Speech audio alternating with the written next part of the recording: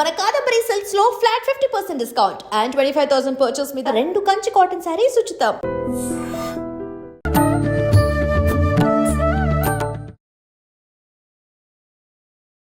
నమస్కారం, welcome to I dream. ధర్మ మార్గం విత్ విజిత కార్యక్రమానికి స్వాగతం. ప్రస్తుతం మనతో పాటు ఉన్నారు ప్రముఖ ఆధ్యాత్మికవేత్త బట్టిప్రోలు విజయలక్ష్మి గారి. ప్రముఖతో మాట్లాడి మరిన్ని విషయాలు తెలుసుకుందాం. నమస్తే అమ్మా. నమస్తే అమ్మా. అమ్మా, విష్ణు సహస్రనామాలు అసలు ఎప్పటి నుంచి ప్రారంభమయ్యాయి? అంటే ప్రతి దానికి వెనకాల ఒక ఆంతర్యం ఉంటుంది ఖచ్చితంగా.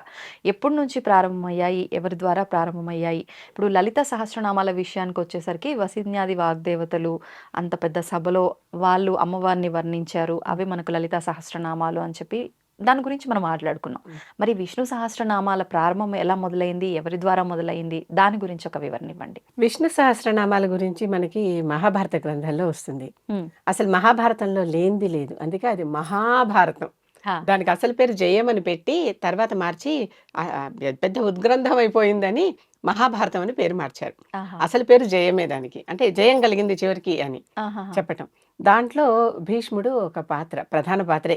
చాలా తరతరాలుగా వస్తున్న పాత్ర కనిపిస్తుంది భీష్ముడిది. ఈ భీష్ముడు యుద్ధంలో పడిపోతాడు, అంపశయ్య మీద పడుకుంటాడు. ఇది అందరికీ తెలిసింది. యుద్ధం అంతా ముగిసింది, తర్వాత అందరూ వాళ్ళు అక్కడికి వెళ్ళిపోయారు. ఈయన అంపశయ్య మీదే ఉన్నాడు. పాపం అంటారే, వెన్నెల్లో తడిసి చలిలో చివికి వానకి తడిసి ఎండకి ఎండి అన్నట్లుగా అలా ఓపెన్ గా అలా ఉన్నాడు ఆయన యుద్ధభూమిలో. కదపటానికి లేదు. ఒంటి నిండా గుచ్చుకున్న బాణాలతో ఇలా దొర్లిపోయాడు రథం మీద నుంచి.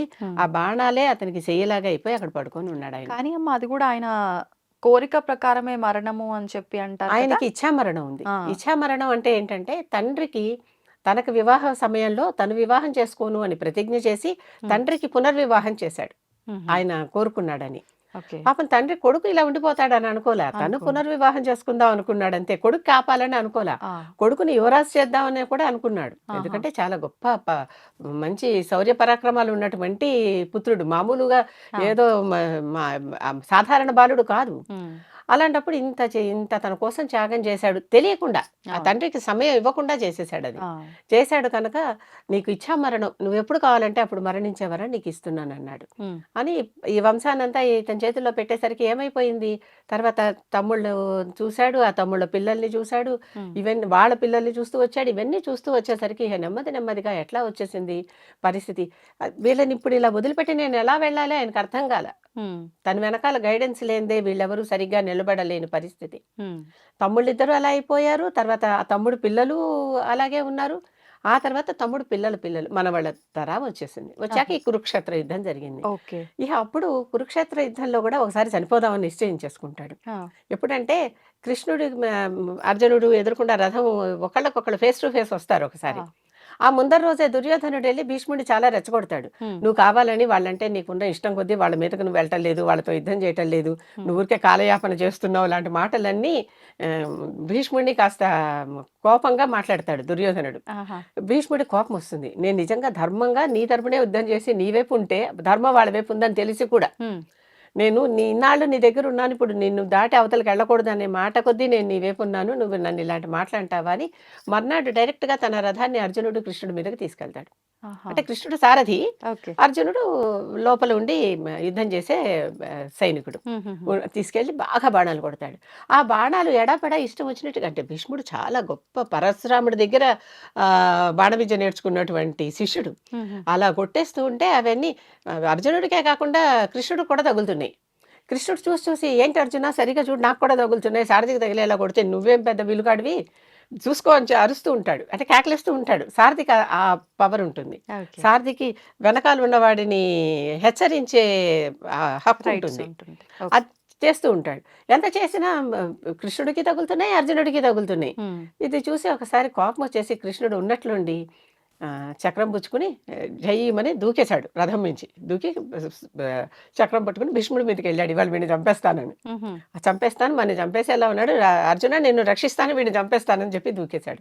దూకేసరికి భీష్ముడు చూశాడు, ఆ కృష్ణుడు అంతటి పరమాత్ముడి చేతిలో మరణించటం కంటే ఇంతకంటే నాకు ఇంకా గొప్ప వరం ఏం కావాలి. గబుక్కును దిగిపోయి కృష్ణుడి కాళ్ళకి దండం పెట్టేశాడు. పెట్టేసి దేవా నువ్వే దిక్కు నాకు అని చెప్పి దండం పెట్టేశాడు. దండం పెట్టేశాక ఆ అర్జునుడు వచ్చి కాళ్ళ మీద పడ్డాడు. నేను కదా చంపాల్సింది, నువ్వేమో యుద్ధంలో ఆయుధం పట్టను అన్నావు కదా, యుద్ధం అవును. చేయను ఆయుధం పట్టను అన్నావు కదా, అవును. అలాంటి నీ మాట ఒకటి పోతుంది, నాకు బరువు తక్కువ కదా, నువ్వు చంపితే నేను కదా చంపాలి అవును. అని అర్జునుడు వచ్చి కాళ్ళ మీద పడతాడు. ఆహా! ఇద్దరు అటు ఇటు ఉంటారు. సరే కృష్ణుడు కొంచెం కోపం తగ్గించుకుని మళ్ళీ రథం ఎక్కుతాడు. భీష్ముడు నేను చచ్చిపోతాను అని చెప్పి దిగాడు, ఇచ్చామరణం అడిగాడు, కృష్ణుడు ఇవ్వలేదు. వరం ఇవ్వలేదు. కృష్ణుడు కావాలనే నాటకమాడి ఆ వరాన్ని వేస్ట్ చేశాడు, ఆ వరాన్ని వేస్ట్ చేశాడు అనమాట. ఆహాహాహా! ఎందుకంటే ఎవరికైనా కూడా వారు చేసిన పాపాలు అంతమైతే కానీ మరణం రాదు, పాపాలు కానీ ఆ సమయానికి ఓకే. ఓకే. పుణ్యాలు కానీ ఆహా! అవశ్యం అనుభోక్తవ్యం కృతం కర్మ శుభాశుభం, శుభకర్మ కానీ అశుభకర్మ కానీ ఏది చేసినా అవి అనుభవించి తీరాల్సిందే. ఇప్పుడు కాకపోతే తర్వాత జన్మలో అయినా తర్వాత. అనుభవించాలి. ఆహాహా! పోస్ట్పోన్ అవుతాయి కానీ నల్లిఫై అవ్వవు. హ్మ్. హ్మ్. అది గుర్తుపెట్టుకోవాలి అందరూ, పుణ్యమైనా సరే పాపమైనా సరే. ఆ! ఇతను చేసిన పాపం ఉంది, ఇంకా ఇతనికి అనుభవించాల్సింది ఉంది. హ్మ్. హాయిగా వచ్చి ఇప్పుడు రథం మించి దూకి చంపేసేయ్ అంటున్నాడు అని మళ్ళీ కృష్ణుడు వెనక్కి వెళ్ళిపోతాడు. సరే హ్మ్. మళ్ళీ మిగిలిన యుద్ధం జరిగింది. బాగా బాణాలు తగిలి ఈయన పడిపోయాడు. పడిపోయి అలా ఆ తల్లి గంగ వచ్చి ఇచ్చిన నీళ్ళే ఆహారం అంతే, దాని మీద అతను అలా పడి ఉన్నాడు. ఆ! అప్పుడు ఒకరోజు ఉన్నట్లుండి కృష్ణుడికి భీష్ముడు తన్ని తలుచుకుంటున్నట్టుగా అనిపిస్తుంది. అనిపించి గబగబా వెళ్దాము భీష్ముడి దగ్గరికి, భీష్ముడు నన్ను తలుచుకుంటున్నాడు, హ్మ్. ఎంతో గొప్ప మంత్రాంగవేత్త, ఆయనకి తెలియని సూత్రాలు లేవు, రాజకీయ విశేషాలు లేవు, ఆయన దగ్గరికి వెళ్ళి అవన్నీ నువ్వు నేర్చుకోవాలి, హ్మ్. పరిపాలన ఎలా చేయాలనేది ఆయన నుంచి నేర్చుకోవాలి నువ్వు హుహుహు. అని ధర్మరాజుకు చెప్పి వీళ్ళందరినీ తీసుకెళ్తాడు. హ్మ్. వీళ్ళందరూ వెళ్తారు అక్కడికి. వెళ్ళాక ఆయన్ని చూసి అందరూ చెప్పు తాత ఏమన్నా చెప్పు మేము నేర్చుకుంటాం ఎలా చేయాలంటే ఆయన చెప్తూ ఉంటాడు. ద్రౌపది నవ్వుతుంది. హ్మ్. ఎందుకని? ఎందుకు నవ్వుతున్నావు ద్రౌపది అని అడుగుతాడు భీష్ముడు. ఇంత నీతి సూత్రాలు చెప్పేటంతటి వాడివా నువ్వు, హ్మ్. మరి ఆ రోజు సభలో నా వస్త్రాపహరణం చేస్తున్నప్పుడు నీ నీతి ఏమైంది అన్నట్టు. హ్మ్. అంటే అప్పుడు చెప్తాడు, అప్పుడు నేను అధర్మపు కూడు తింటున్నా, హ్మ్. మనం తినే ఆహారమే మన గుణాలుగా ప్రతిఫలిస్తుంది. అందుకే యుద్ధం చేయాలంటే రజోప్రధానమైన ఆహారమే తినాలి అని ఒకసారి ఎప్పుడో మనం మాట్లాడుకున్నాం అవును. కూడా. అవును. సాత్వికంగా పూజ చేయాలంటే సాత్విక ఆహారమే తినాలి. హ్మ్. అంతేగాని ఆ ఆహారం తప్ప ఈ ఆహారం ఒప్ప అనేటటువంటి మాటలు ఉండవు. ఓకే. ఆ! పరిస్థితులను బట్టి. అందుకే రాత్రిపూట బాగా నిద్ర రావాలంటే ఈ తినండి అని చెప్తూ ఉంటారా ప్రత్యేకంగా? అది ఈ ఆ! తమో గుణం రావాలంటే అవి తినాలి. ఈ ఆహా! ఈ ఈ కేవలం మన ఆహారమే మన గుణంగా ప్రతిఫలిస్తుంది. అంతే. నేను అధర్మపు కూడు తింటున్నా, అధర్మ వర్తన చేశా. హ్మ్. ఇప్పుడు ఇన్నాళ్ల నుంచి ఆ రక్తమంతా కారిపోయింది. అవును. ఈ బాణాలతో ఆ రక్తమంతా పోయింది. ఇప్పుడు కేవలం ధర్మమే మిగిలి ఇలా ఉన్నా. కనుక హ్మ్. ఇప్పుడు నాకు చెప్పే అర్హత ఉందంటాడు. ఓకే. ఓకే. ఎంత అంటే తను తప్పు చేశానని తెలుసు, ఆ తప్పుకి శిక్ష ఉందని తెలుసు, ఆ శిక్ష అవును. అనుభవించేశాను గనక నేను చెప్పొచ్చు అంటాడు. చెప్పొచ్చు. అప్పుడు కృష్ణుడు అంటాడు, చెప్పు నువ్వు అంటే కృష్ణ నేను నిన్నెంతో స్తుతించాలని ఉంది అంటే స్తుతించమంటాడు. స్తుతించమనంటే నీది నువ్వు చెప్తావా? నేను చెప్పాలా? అని కూడా అడుగుతాడు. అంటే నీ గురించి నువ్వే చెప్తావా? నన్ను చెప్పమంటావా? అని అడుగుతాడు హ్మ్. భీష్ముడు. కృష్ణుడు అంటాడు, నా గురించి నేను చెప్పుకుంటే సోత్కర్ష అవుతుంది, ఆ! సొంత డబ్బా. అవును. నువ్వే చెప్పు అంటాడు. నువ్వు చెప్పు, తత్వం గురించి చెప్పుకోకూడదు, నేను తత్వాన్ని. హ్మ్. తత్వద్రష్ట తత్వం గురించి చెప్పొచ్చు, నువ్వు తత్వాన్ని దర్శించావు గనుక నువ్వు చెప్పమంటాడు. ఆహా! అప్పుడు మొదలుపెట్టి భీష్ముడు హ్మ్. ఈ విష్ణు సహస్రనామాలు చెప్తాడు. ఆ! ఈ విష్ణు సహస్రనామాలు చెప్పేటప్పుడు వీళ్ళు మాత్రమే పక్కనున్నారు. అందరూ వినేశారు, దండం పెట్టేసుకున్నారు, అయిపోయింది. అన్నీ చెప్పేశాక అప్పుడు మరి ఎవరికైనా ఇవి గుర్తున్నాయా? ఆ! 1000 నామాలు. అవును. ఒక్క సహదేవుడికి మాత్రం ఇవి గుర్తుంటాయి. ఆహా! సహదేవుడికి ప్రత్యేకంగా ఆహ్, ఆయన తండ్రి నుంచి ఆయనకు వచ్చినటువంటి ఒక గుణం, ఎంత విన్నా గుర్తుపెట్టుకునేటటువంటి ఒక గుణం. హుహు. ఆ గుణం బట్టి సహదేవుడు దీనిని అంతా మళ్ళీ రిపీట్ చేసి చెప్పగలిగాడు. అందరికి. ఆ తర్వాత అప్పటినుంచి మనకి అందరికీ ఇది ఈ విష్ణు సహస్రనామం భీష్ముడి ద్వారా కృష్ణుడి ఎదురుగుండా నుంచుని, నుంచుని కాదు పడుకుని. ఆయన అన్ గురించి ఆయనే. ఆయ భీష్ముడు కృష్ణుడికి చెప్పినటువంటిది. హ్మ్. నిజంగా చెప్పాలంటే భీష్ముడి పేరు కూడా కృష్ణుడే. అవునా? ఆయన హ్మ్. అంటే భీష్ముడు కాదు, ఇదంతా రాసిన వ్యాసుడి పేరు కృష్ణుడు. కృష్ణద్వైపాయనుడు ఆయన పేరు. ఆ! వ్యాసుడు కదా రాసింది. అవును. భీష్ముడు పాత్ర ద్వారా కృష్ణుడికి చెప్పించాడు. హ్మ్. అయి అర్థమవుతుంది గదా! అర్థమైంది. అసలు రచన చేసిందెవరు? వ్యాసుడు. వ్యాసుడు. ఆ వ్యాస రచన ద్వారానే ఇది మనకి తెలిసింది. అంటే ఇదంతా జరిగిన కథని వ్యాసుడు రాశాడు తర్వాత. హుహుహు. వ్యాసుడు కూడా మొత్తం ఈ ఈ దీంట్లో భాగం గనక, వంశంలో భాగం ఆ! గనుక ఆ! వ్యాసుడు రాశాడు. భీష్ముడు చెప్పాడు. కృష్ణుడు విన్నాడు. హ్మ్. ఇంకా ఇతరులు పాండవులందరూ గూడా విన్నారు, ద్రౌపదితో సహా. ఓకే. ఆ! ఇప్పుడు మరి అంటే చెప్పారు. దాన్ని మళ్ళీ మనందరికీ తెలిసే విధంగా రాసారు, వివరించారు. అందరికీ అవును. అవును. తెలిసేటట్టు. అసలు అంటే మనం ఎందుకు వినాలి? ఎందుకు చదవాలి? ఎందుకు పారాయణ చేయాలి విష్ణు రైట్. సహస్రనామాలు? విష్ణువు యొక్క సహస్ర లక్షణాలు. హ్మ్. విష్ణువు అనుకోగానే అయిపోలేదుగా, కృష్ణుడు అంటున్నాం, అక్కడ కృష్ణుడు నుంచున్నాడు కానీ ఆయన విష్ణువు రూపం. విష్ణు రూపం. విష్ణువు రూపం. ఆ విష్ణువు యొక్క సహస్ర లక్షణాలు. ఉమ్, ఇంత ఎంత గొప్పవాడో తెలియాలి కదా. ఊరికే ఒక సూపర్ పవర్ అని ఆరాధిస్తున్నాం. అవును. ఆ సూపర్ పవర్ సూపర్ అని ఎలా తెలియాలి? ఉమ్, చాలా మందికి మన పక్కన ఉన్న వాళ్ళు అంత గొప్ప వాళ్ళని మనకి తెలియదు. తెలీదు. అవును. వాళ్ళని ఉమ్, ఊరికే చూసి చూడనట్టు ఉంటాం. ఆ, వాళ్ళ గురించి అందరూ ప్రకటించుకోరు. అవును. చాలా మంది ప్రకటించుకోరు. ఉమ్, ఉమ్, ప్రకటించుకోకపోవటానికి కారణం అవతల వాళ్ళకి తెలుస్తుంది, తెలియదు. వాళ్ళు ఉమ్, ఈ విషయాన్ని ఎంజాయ్ చేస్తారు, చేయరు. అవును. ఇవన్నీ కూడా ఉంటాయి కదా. ఉంటాయి, ఉంటాయి. కొంతమందికి ఇష్టమైన అంశం అయితే ఎంతైనా ఇష్టంగా వింటారు, ఉమ్, కొంతమందికి తెలియదు. ఉమ్, నేను మొదటిసారి లలితా సహస్రనామం రాసినప్పుడు మా బంధువులందరి దగ్గర నుంచి ఇవి నీకు వచ్చా అన్నారు. మా మా అందరూ మా షాక్ సిబ్లింగ్స్ అయ్యారేమో. వదిలేసి, ఆ. నా కొద్దిమంది కొలీగ్స్ వదిలేసి, ఆ, ఎందుకంటే నిత్యం చూస్తున్న చూస్తున్నా. వాళ్ళని వదిలేసి, కొంచెం ఎక్స్టెండెడ్ ఫ్యామిలీ ఆ, వాళ్ళందరూ ఇవి నీకు వచ్చా అన్నారు. ఉమ్, ఎప్పుడో నేను 7వ క్లాస్ నుంచి చదువుకుంటున్నాను అన్నది ఎంతమందికి తెలుస్తుందో నాకు తెలియదు. ఆ, 7వ క్లాస్ నుంచే వచ్చు అప్పుడే మీకు. కదా మొదటిసారి మొదలు పెట్టింది అసలు వినటం అనేది. ఉమ్, ఉమ్, ఉమ్, ఉమ్. వె- చంద్రశేఖరేంద్ర సరస్వతి పాఠాలు వినటం మొదలు పెట్టింది అప్పుడే కదా. Okay, okay. కంచి పెద్ద ఆయన. అవును, ఆ, అవును. అలా అది నాలోనే ఉంది, అంతే. ఉండని నేను ఉమ్, ప్రకటించుకోవాలని నేను అనుకోలేదు. ఉమ్, తర్వాత కరోనా కాలంలో ఏం చేయాలో తెలియక బయటకు వచ్చినవి అవన్నీ. అవును. అప్పటి నుంచే నేను బయటకు వస్తున్నాను. ఉమ్, అప్పటిదాకా నేను బయటికి రాలేదు. Okay, okay. అదే చాలా మందికి ప్రకటించుకోవాలని అనిపించదు. అవును, ఎందుకు అనవసరం. అవును. దానంతట అది సూర్యుడు తనంతట తను వెలుగు రావాలి గాని, సూర్యుడు కానీ ఏదైనా ఇంకొకళ్ళు తెచ్చి ఇది సూర్యుడు అని చూపించాలి. కృష్ణుడు కూడా అదే అంటాడు. ఉమ్, నా గురించి నేను చెప్పుకోవటం కాదు, నువ్వు చెప్పమంటాడు అదే. భీష్ముడిని. అందుకని భీష్ముడు చెప్పాడు. ఉమ్, అక్కడ ఆ భీష్ముడు చెప్పినటువంటి ఈ సహస్రనామ స్తోత్రం ఉందే, స్తోత్రం అంటేనే స్తుతించటం, అవును, అంటే పొగడటం. అవును. ఆయన లక్షణాలన్నీ ఒక ఇగో నువ్వు ఇంతవాడివి ఇంతవాడివి ఇంతవాడివి అని ఇవన్నీ వివరాలన్నీ చెప్పటం. దాంట్లో మొత్తం విష్ణువు చేసినటువంటి మొత్తం అన్ని కార్యక్రమాలు, ఎన్ని లీలలు అన్నీ తెలుస్తాయి అన్నమాట. ఎన్ని మాయలు ఉమ్, అవన్నీ కూడా తెలుస్తాయి ఆయన గురించి. అటువంటి స్తోత్రం విష్ణు సహస్రనామ స్తోత్రం.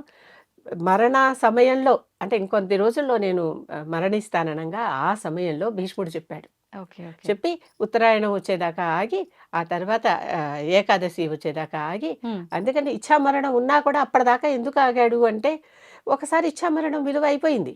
అవును. ఆ తర్వాత మంచి రోజు కోసం చూసుకున్నాడు, ఉమ్, ఉమ్, ఉమ్, ఉమ్. వెళ్ళిపోయాడు. ఇక్కడ భీష్ముడి గురించి ఇంకొక మాట కూడా ఆ, చెప్తా.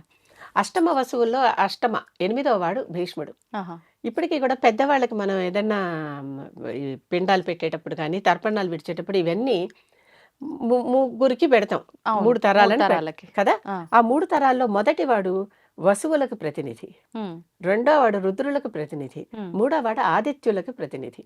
ఆహా. అష్టమ వసువులు, ఏకాదశ రుద్రులు, ద్వాదశ ఆదిత్యులు. Okay, okay, okay. వీరికి ప్రతినిధి. ఆహా. వసువుకి పెడుతున్నాం. అందుకనే భీష్ముడు మరణించినప్పుడు ఆ రోజుని ఉమ్, అందరూ భీష్ముడికి తర్పణాలు వదలటం ఒక పద్ధతి. ఆహా. ఎందుకంటే భీష్ముడు వసువు. ఆ వసువుకి ఎలాగో మనం ప్రతినిత్యం, అంటే సంవత్సరం అవును, సంవత్సరం చేస్తూ ఇంట్లో పెట్టేప్పుడు ఉంటారు. చేస్తున్నాం. ఉమ్, ఇంట్లో పెట్టేప్పుడో ఎక్కడ పెట్టేటప్పుడో ఏ క్షేత్రంలో పెట్టినప్పుడో చేస్తున్నాం. అవును. కనుక ఆ వసువుకి గుర్తుగా భీష్ముడికి అందరూ ఆ రోజున తర్పణాలు వదులుతారు. భీష్ముడు మనందరికీ కూడా మొట్టమొదటి ప్రథమ పిత రూపంలో ఉన్నాడు అనమాట దాంట్లో. ఉమ్, ఉమ్, ఉమ్. అటువంటి వాడు భీష్ముడు. ఆ ఓకే. భీష్ముడు కృష్ణుడి గురించి చెప్పిన స్తోత్రం అది. ఈ ఒక్కొక్క నామము మంత్రంతో సమానం. ఉమ్, అసలు మంత్రం కాని అక్షరం లేదు అని ఒక శ్లోకం. ఆ, ఏ అక్షరమైనా మంత్రమే. మంత్రమే. ఎందుకంటే అక్షరం నశించనిది అని అర్థం ఆ మాటకి. ఉమ్, నశించనిది మంత్రమే. కనుక ఏ స్తోత్రం తీసుకున్నా, ఏ మంత్రం తీసుకున్నా, ఉమ్, ఒక్క నామం తీసుకున్నా అది మంత్రంతో సమానం. మంత్రంతో సమానం. కనుక ఆ ఒక్క నామం పఠించినా చాలు. మొత్తం 1000 పఠించలేని వారికి ఒక్క నామం పఠించినా చాలు, వాళ్ళకి పూర్తిగా ఆ ఫలితం దక్కుతుంది అనేది ఒకటి. ఓకే. దీంట్లోనే విష్ణు సహస్రనామ స్తోత్రంలోనే చిట్ట చివరలో ఫలశ్రుతిలో ఉమ్, అక్కడ శివుడు పార్వతికి చెప్తాడు, ఉమ్, ఇంత చదవలేకపోయిన వాళ్ళు ఒక్క శ్లోకం చదువుకున్నా చాలు. ఉంటుంది శ్రీరామ అందులో. రామ రామేతి రమే రామే మనోరమే సహస్రనామ తత్తుల్యం రామనామ వరాననే. అంటే శ్రీరామ రామ అని అనుకుంటే చాలు, ఉమ్, ఇది 1000 సార్లు చేసినటువంటి ఫలం అని. ఓకే. గణిత పరంగా కూడా ఉమ్, శ్రీరామ రామ రామ అనేది పూర్తిగా రామ అనే మాటలో తీసుకుంటే అది 10తో సమానం. ఆహా. అంటే దానికి అక్షరానికి నెంబర్లు వేస్తాం అనమాట గణితంలో మేము. ఉమ్, ఉమ్, ఉమ్. అక్షరానికి నెంబర్లు వేసి రామకి అది 10తో సమానం. 2 5 యారాలవలో రా రెండోది ఉమ్, ఉమ్, కనుక దానికి సంఖ్య 2. ఉమ్, తర్వాత పప్ప బభ మాలో మా ఐదోది ఉమ్, కనుక 5 దాని సంఖ్య. ఓకే 2 × 5 10, 10 × 10 × 10 రామ రామ రామ 3 సార్లు అనమన్నాడుగా. ఉమ్, రామ రామ రామ అంటే 10 × 10 × 10 ఎంత అయింది? ఉమ్, 30. 1000. ఓ సారీ 10 × 10 100, 100 × 10 1000. కనుక three times 3 times Rama Rama Rama అనుకుంటే సహస్రనామ స్తోత్రం చదివిన ఫలితం వస్తుంది అని ఈ స్వయంగా ఈశ్వరుడు పార్వతితో చెప్పాడు. ఓ ఇదంతా చెప్పాక ఇది భీష్ముడి చేత చెప్పించాడు, కృష్ణుడు విన్నాడు, వీళ్ళందరూ చూశారు. సరే వ్యాసుడు రాశాడు, ఆ, మనకందరికీ అందింది. ఆ ఫలితంలో అసలు చదువుకుంటే ఏంటి ఇదంతా అని పార్వతి అడుగుతుంది. ఉమ్, ఉమ్, ఉమ్, అది అడిగినప్పుడు ఎలాంటి మనకి విష్ణు సహస్రనామ ఫలశ్రుతి చెప్పినప్పుడు నిజంగా ఆ వాక్యాలు చెప్పుకుందాము. ఉమ్, అసలు ఇటువంటి విష్ణు భక్తుడిని ఎవరు ముట్టుకోవడానికి కూడా సాహసించారట. ఆహా, అంటే అంత కవచంలాగా విష్ణు సహస్రం ఉంటారు. మనని కాపాడుతుంది.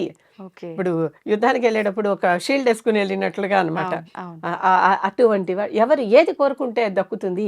ఆ శ్లోకాలు ఉన్నాయి వాటికి ప్రత్యేకంగా, ఒక్కొక్క శ్లోకానికి ఉమ్, చెప్పుకుంటూ వెళ్ళినప్పుడు అవి చెప్పుకుందాం. నిజంగా ఫలితం తప్పకుండా, చాలా తప్పకుండా. అంటే ఇంత గొప్పదా విష్ణు సహస్రనామం, నన్ను ఇంత కాపాడుతుందా అని ప్రతి ఒక్కడు తెలుసుకోవాలి, అవును అవును తెలుసుకోవాలి.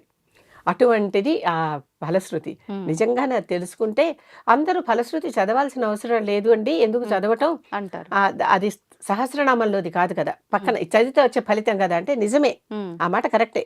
కానీ ఒకసారి ఫలితం తెలుసుకొని చదివితే ఇంకా ఆనందం కదా. అవును కనీసం ఫలితం తెలుసుకోండి, అవును ఆ తర్వాత స్తోత్రాలు చదువుకోండి. అంతే. అది ముందుగా తెలుసుకొని చదివితే ఇంకా అంటే ఆసక్తితో చదువుతారు. ఆసక్తితో చదువుతాం. ఉమ్, అలాగే మొట్టమొదటి పూర్వపీఠికలో కూడా ఉమ్, అసలు ఇదంతా ఎలా చెప్పబడింది ఏమిటి అని కొన్ని శ్లోకాలు, ధ్యాన శ్లోకాలు, ఏదైనా ముందర ధ్యానం ఉండాలి. చేసుకుని కదా అవును, మొదలు పెడతాం. అవును. అవన్నీ ఉంటాయి. అవన్నీ చేసుకుని చేస్తే ఉమ్, మొట్టమొదటి అది బిగినింగ్ అనమాట. మొదలు పెట్టేటప్పుడు ఇలా మొదలు పెట్టుకోండి అని ప్రారంభంలో. చెప్పటం. ఉమ్, ప్రతిసారి చెయ్యాలని కాదు అది. అసలు మొదటిసారి. ఇది తెలుసుకోండి, వాట్ ఈస్ ఓకే. దిస్ అనేది తెలుసుకోండి మొదటి దాంట్లో. అవును. ఇది ఎలా వచ్చింది ఏమిటి. ఉమ్, చివరి భాగంలో అంటే ఉత్తర పీఠికలో ఉమ్, దీని ఫలితం ఏంటి, ఇంత చేశాం కదా దీని ఫలితం ఏంటి ఉమ్, అనేది అక్కడ తెలుసుకోండి. ఓకే. మధ్యలో ఈ నామాలన్నీ చదువుకోండి. ఒకసారి చదువుకున్నాకే ఫలితం తెలుసుకోవాలని ఎందుకన్నారంటే, ఉమ్, లేకపోతే ఫలితాన్ని ఆశించి చదువుతాడు. ఉమ్, అర్థమైందా? అర్థమైంది. చదివాక ఫలితం తెలిస్తే అదొక ఆనందం. తర్వాత ఎలాగో తెలిసిందే. తెలిసిందే. ఎప్పుడు తెలియని దాకానే కదా రహస్యం, అవును. తెలిసాక అది రహస్యం లేదు, అవును. విచ్చుకుపోయినట్లే అది. అంతే. కనుక ఫలశ్రుతిని చివరిలో పెట్టడానికి కారణం ముందర అసలు శ్రద్ధ కొద్దీ చదువు, ఉమ్, చదివాక ఈ ఫలితం వస్తుందని అప్పుడు తెలుసుకుని ఆనందించు. అవును అవును ఆహా, నేను ఇంత గొప్ప స్తోత్రం చదివాను కదా, దీనికి ఇంత ఫలితం కదా అని. అది సంగతి. ధన్యవాదాలమ్మా. నమస్కారం.